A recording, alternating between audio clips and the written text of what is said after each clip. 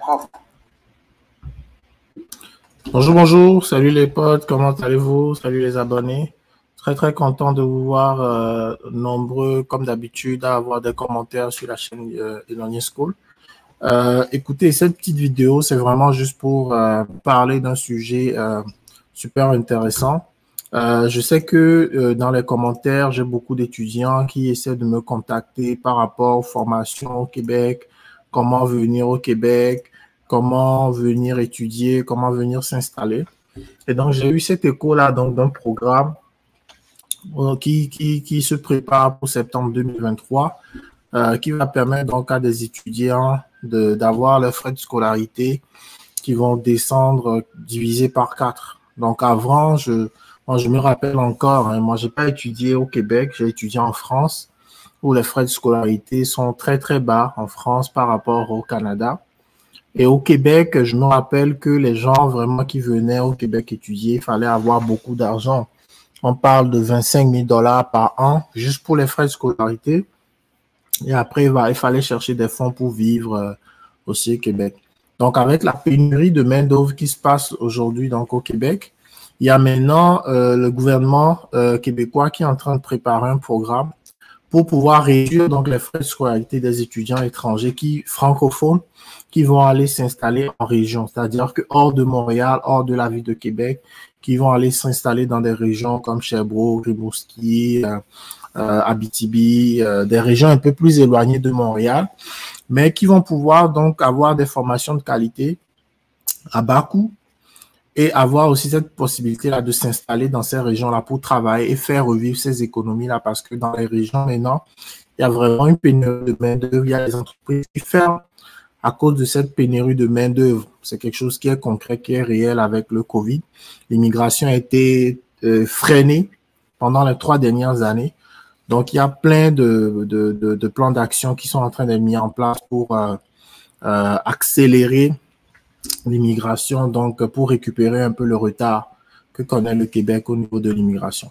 Donc, pour ce faire, je vais juste vous faire écouter le message donc du ministre Jean Boulet, qui, au niveau du Québec, s'occupe donc de tout le volet donc du travail au niveau du Québec, ce qu'il en dit, et après je vais pouvoir venir donc partager quelques liens. La vidéo, les autres liens seront en bas de la vidéo, et vous pouvez aller regarder plus tard vous-même pour voir les informations qui sont pertinentes pour vous. Ok, je vous laisse écouter la vidéo, ok?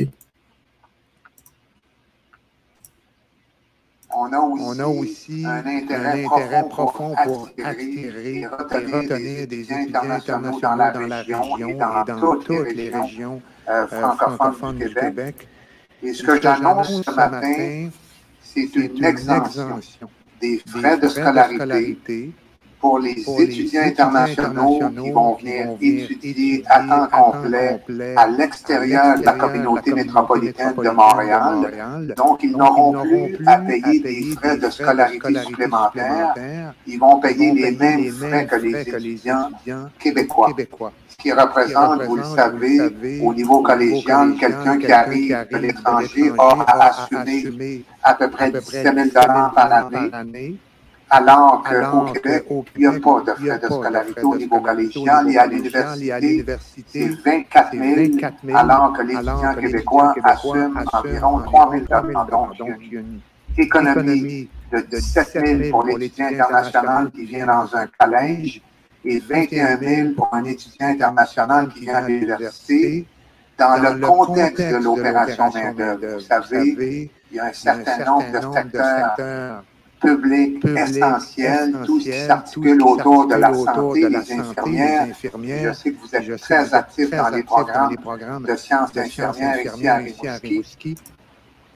L'éducation, les enseignantes, les enseignants, tout ce qui concerne l'éducation à la petite enfance. Et il y a des secteurs privés qui sont véritablement névralgiques à l'économie du Québec. Pensons aux technologies de l'information et au génie notamment. Donc, voilà un peu le discours. Je vais aller en arrière pour qu'on prenne le temps donc de décortiquer un peu le message ensemble. On a aussi un intérêt profond pour attirer et retenir des étudiants internationaux dans la région et dans toutes les régions francophones du Québec. Donc, c'est un peu ça l'idée. Hein. L'objectif, c'est ça la première phrase là. C'est d'attirer, de retenir. Donc, les personnes qui vont venir, l'objectif, c'est pas juste d'aller étudier dans ces régions et puis venir s'installer à Montréal parce que Montréal est déjà congestionné. Il y a beaucoup d'immigrants qui viennent, la plupart des francophones, des gens qui immigrent au Québec, la majorité s'installe à Montréal. Moi, j'habite à Montréal, sur l'île donc de Montréal, et où vont s'installer donc dans la ville de Québec. Et là, l'objectif donc c'est d'aller donner une vitalité donc aux autres villes qui sont dans les régions un peu plus éloignées donc de ces grandes métropoles là, afin d'avoir donc une économie qui reprend dans ces régions parce que ces régions ont été touchées par la COVID. Hein. Donc c'est ça un peu l'idée générale. Et ce que j'annonce ce matin, c'est une exemption des frais de scolarité pour les étudiants internationaux qui vont venir à temps complet à l'extérieur de la communauté métropolitaine de Montréal. Donc, ils n'auront plus à payer des frais de scolarité supplémentaires. Ils vont payer les mêmes frais que les étudiants québécois. Ça, c'est très important ce qu'il vient de dire parce que quand on dit qu'il y aura une essence, des frais de scolarité supplémentaires ne seront plus appliqués pour les étudiants étrangers. En fait, c'est juste, j'aimerais vraiment expliquer ce que ça veut dire.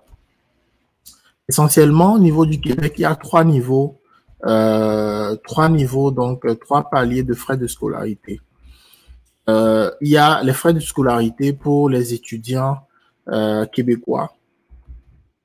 Donc, un étudiant québécois, si on prend un exemple, un étudiant québécois peut payer, je sais pas, pour une formation pour toute l'année scolaire, peut payer 3 000 $ de frais de scolarité. Vous allez voir que pour les mêmes frais de scolarité, un étudiant étranger va payer donc 4 fois, 3 à 4 fois ces frais de scolarité, donc disons 9 000 à des fois même jusqu'à 6 000, comme il le dit. Là, c'est des frais de scolarité supplémentaires. Donc, ça peut aller jusqu'à de 18 000 à 24 000 au niveau de l'université et autour de 17 000 pour ce qu'ils appellent le collégial. Donc, première, terminale. Je vais vous montrer aussi l'équivalent du cursus au Québec et du cursus traditionnel qu'on a souvent dans nos pays francophones, qui est calqué donc du cursus français. Donc, ces frais de scolarité là, supplémentaires vont être donc annulés. Donc, ce qui va faire qu'un étudiant étranger va pouvoir payer les mêmes frais de scolarité qu'un Québécois. Donc, 3 000 $ l'année pour une formation à l'université, c'est vraiment donné. Et ce que ça permet aussi, c'est que ça permet donc à ces personnes-là d'aller vivre en région et donc, après leur formation, de pouvoir être des candidats potentiels pour les entreprises qui sont dans les régions. OK? Ils sont dans la région. Je suis en train de voir si je peux trouver les paliers de frais de scolarité au Québec. Frais de scolarité étrangers, PS québécois.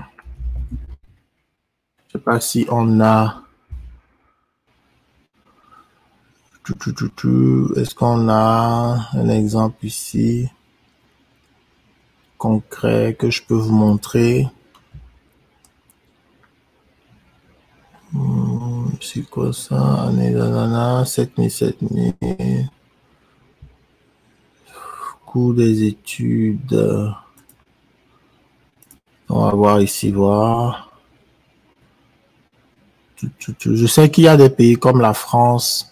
Là, il détaille un peu les droits, les différents droits. Mais ce que je voulais vous montrer, il m'est arrivé une fois d'avoir un tableau comparatif.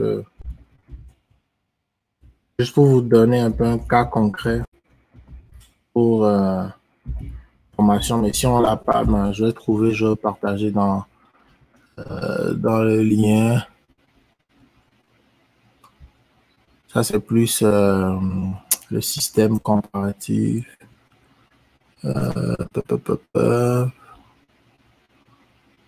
Bon, j'ai pas d'exemple, mais on parle d'à peu près 3 à 4 fois. Donc, les frais de scolarité. Vous le savez, au niveau collégien québécois, frais que les étudiants québécois qui supplémentaires, ils vont payer les mêmes frais que les étudiants québécois. Ce qui représente, vous le savez, au niveau collégial, quelqu'un qui arrive de l'étranger a à assumer à peu près 17 000 par année, alors qu'au Québec, il n'y a pas de frais de scolarité au niveau collégial et à l'université, c'est 24 000, alors que l'étudiant québécois assume environ 3 000 $. Donc, il y a une économie de 17 000 pour l'étudiant international qui vient dans un collège et 21 000 pour un étudiant international qui vient à l'université. Dans le contexte de l'opération main-d'œuvre, vous savez, il y a un certain nombre de secteurs publics essentiels, tout ce qui s'articule autour de la santé, les infirmières. Puis je sais que vous êtes très actifs dans les programmes de sciences infirmières ici à Rimouski. L'éducation, les enseignantes, les enseignants, tout ce qui concerne l'éducation à la petite enfance. Et il y a des secteurs privés qui sont véritablement névralgiques à l'économie du Québec. Pensons aux technologies de l'information et au génie notamment. Donc, c'est un peu ça, la réduction dans les frais de scolarité. Je viens de trouver un lien qui est pas mal intéressant. Comme ici, là, Statistique Canada, les frais de scolarité, vous voyez ici, au Québec, on a l'Université McGill, par exemple, 16 000 à 25 000 pour un étudiant étranger, contre 2 000 à 8 000 pour un étudiant, c'est canadien. C'est là encore étudiant canadien, mais comme québécois. Il y a aussi cette différence-là, mais bon, juste comparer la différence entre, pour l'Université de Laval, par exemple, on a 2 000 et 16 000 à 19 000. Donc, Polytechnique Montréal, par exemple, un étudiant québécois va payer 3 000 à 9 000 $ l'année, 18 000 $, 25 000 $ l'année. Donc, vraiment, on parle vraiment d'une grosse baisse, donc vraiment 16 000 à 2 000, donc une réduction de 8 fois, hein, quand même, le prix, donc les frais de scolarité. Donc, c'est une belle opportunité. Quand on lit un peu l'article, le gouvernement, quand même, cherche à attirer autour de 1200 étudiants vers les cégeps et les universités. Dans les régions, 1200 étudiants, c'est pas énorme. Au niveau, donc, d'ici 4 ans. Donc, dans les régions. Donc, il faut aller voir plus dans les régions. Donc, l'étranger pourra aller pendant quelques années vivre à Rimouski, Saguenay, Sherbrooke, et ensuite, il va s'établir de façon permanente. C'est un peu ça l'idée qui est mise en place. Et là, il dit, le Québec, où on trouve quelques 90 000 étudiants étrangers, et qui a émis 62 000 permis d'études l'année passée. Okay? Donc, la plupart des étudiants aussi viennent à Montréal parce que les grandes écoles comme Polytech, etc., sont des écoles qui sont basées à Montréal. Mais encore une fois, les universités qui sont hors de Montréal, aussi dans les régions, offrent aussi des formations de qualité. Donc, j'en connais qui ont fréquenté dans ces universités-là. Donc, le programme sera disponible à partir donc de septembre 2023 et ne sera pas rétroactif. Ça veut dire quoi? Ça veut dire que c'est à partir de septembre 2023 que le programme va être mis en place. Donc, tous les étudiants qui vont donc s'inscrire donc avant cette date-là, ben on va pas revenir en arrière pour appliquer donc cette loi-là, ce règlement-là. Donc, c'est qu'il faut être resté à l'affût pour cette date-là, pour cette rentrée-là. C'est là où tout va se passer. Et ils évaluent donc que sur 4 ans, donc on parle de 80 millions qui sont répartis dans le coût pour le Québec de 80 millions. Donc là, par exemple, il donne donc ce que je vous disais tout à l'heure, l'écart de frais de scolarité qui va passer de 24 000 à 3 000. Et le coût moyen au collège, au niveau collégial, c'est 17 000. Et au niveau de l'université premier cycle, c'est 24 000 actuellement. Donc, à partir en 2023, jusqu'à leur diplôme, les étudiants qui seront admissibles vont payer les mêmes droits que les étudiants québécois. Aucun frais au niveau collégial et 3 $ à l'université. Alors, ici, il parle particulièrement des Français, des Belges, des Canadiens, des autres provinces. Ils ont déjà des statuts particuliers. Donc, ils doivent avoir 8 000 $ au premier cycle et 2 000 $ au deuxième cycle. S'ils acceptent d'aller en région, ils vont avoir aussi encore ce bénéfice-là. Donc, c'est sûr qu'il y a des accords qui existent déjà entre les Français, les Belges et puis les autres, les Canadiens qui sont d'autres provinces. Il y a des accords qui font que les frais de scolarité sont très bas par rapport aux 24 000 qu'on voit ici des Québécois. Mais si eux aussi, ils désirent aller dans les régions, donc s'il y a des Français, des Belges qui me suivent, donc si vous décidez d'aller vous installer dans les régions pour suivre vos études, ben, ce programme-là va s'appliquer à vous. Donc, le programme, j'ai trouvé donc plus de détails sur le programme ici. On va aller à partir donc, de septembre 2003. Donc, ce lien-là aussi, je le mets en bas de la vidéo. Donc, c'est ça les secteurs en question. Les technologies d'information, le génie, la santé, les services sociaux, l'éducation, les enseignants. En technologie d'information, dans les informaticiens, les développeurs, etc. Donc, le génie, donc tout ce qui est génie industriel, génie électrique, génie mécanique, tous ces genres de formations type génie. C'est les types de formations qui seront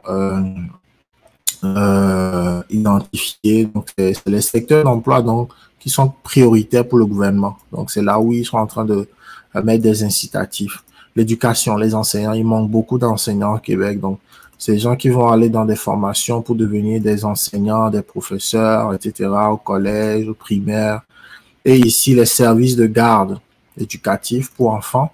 Les gens qui veulent se former donc pour ouvrir des services de garde, donc qui veulent être des éducateurs, des éducatrices pour les enfants. Donc, ces genres de formations-là, ce sont des formations qui pourront être intéressantes pour pouvoir postuler donc à ce programme-là. Dans une autre vidéo, je vais préparer un peu quelques exemples de ces formations-là pour vous guider, pour pouvoir donc voir les exemples de formations que vous pourrez regarder pour vous inscrire et pouvoir accéder d'ici septembre donc 2023 à cette formation, à ce programme-là. Donc, les conditions d'admissibilité, il faut être étudiant étranger inscrit dans un établissement d'enseignement. Il faut être inscrit à temps plein. Donc, il y a des formations à temps partiel. Donc, c'est vraiment de prendre le cours. On est vraiment en train de parler de gens qui vont venir étudier. Donc, dans un programme d'études en français, très important, les étudiants francophones reliés à l'un des domaines identifiés comme prioritaires. Donc, pour le moment, c'est ça qu'ils ont identifié comme domaine. Peut-être que cette liste-là, d'ici septembre, peut changer, on ne sait pas. Et il faut que le lieu d'apprentissage ou de résidence doit se trouver au Québec et situé à l'extérieur de Montréal. Donc, les gens qui vont vouloir s'installer à Montréal ne vont pas pouvoir accéder donc à ce programme-là.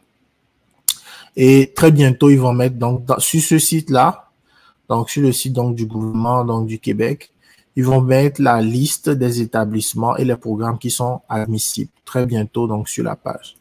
OK?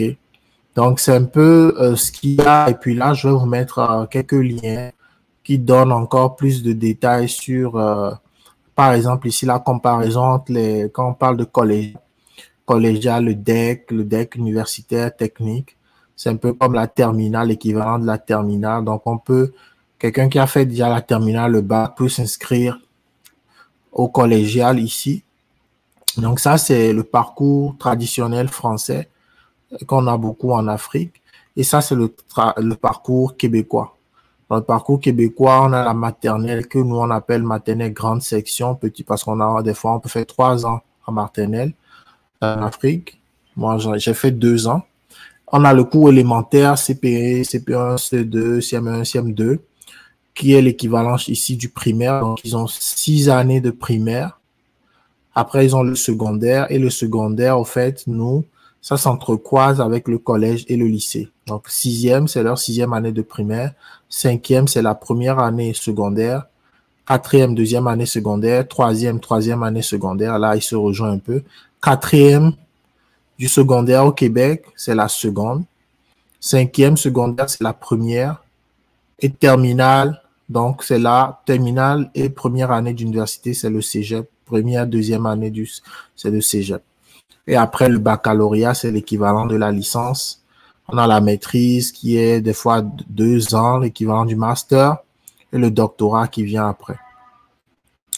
Donc après, vous pouvez avoir donc c'est des aides pour les frais de scolarité, etc. Donc je vais partager tous ces liens avec vous en bas de la vidéo pour que vous ayez regardé. Est-ce que vous avez besoin de permis d'études, les différentes procédures au fait. Comme ça vous prépare un peu, à ce programme-là qui vient et puis ça vous permet de suivre comment tout ça va pouvoir évoluer avec le temps. Donc voilà, c'était un peu ce que j'avais envie de partager avec vous. N'hésitez pas donc à commenter en bas de la vidéo si vous avez des questions par rapport à ces informations que je viens de vous partager et à me contacter. Moi, je vous tiendrai au courant de comment cette loi-là évolue, comment ce programme-là va évoluer et je ferai une autre vidéo aussi par rapport aux formations concrètement que vous pouvez cibler pour vous inscrire. Donc, voilà ce que je voulais partager avec vous aujourd'hui. Vous avez tous les liens en bas de la vidéo.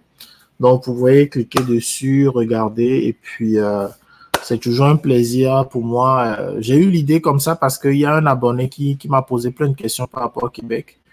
Et là, j'essaie vraiment de tenir informé mes abonnés par rapport aux opportunités pour venir étudier, pour venir s'installer, les programmes en DERA, les programmes en technologie. J'essaie vraiment de donner le max d'informations pour que vous puissiez aussi être outillés durant ce processus-là. Donc, écoutez, ça me fait plaisir encore une fois de partager ceci avec vous. Je souhaite donc de prendre bien soin de vous et on se dit à très bientôt sur la chaîne Enonyi School. Allez, ciao. Prenez soin de vous. Bye.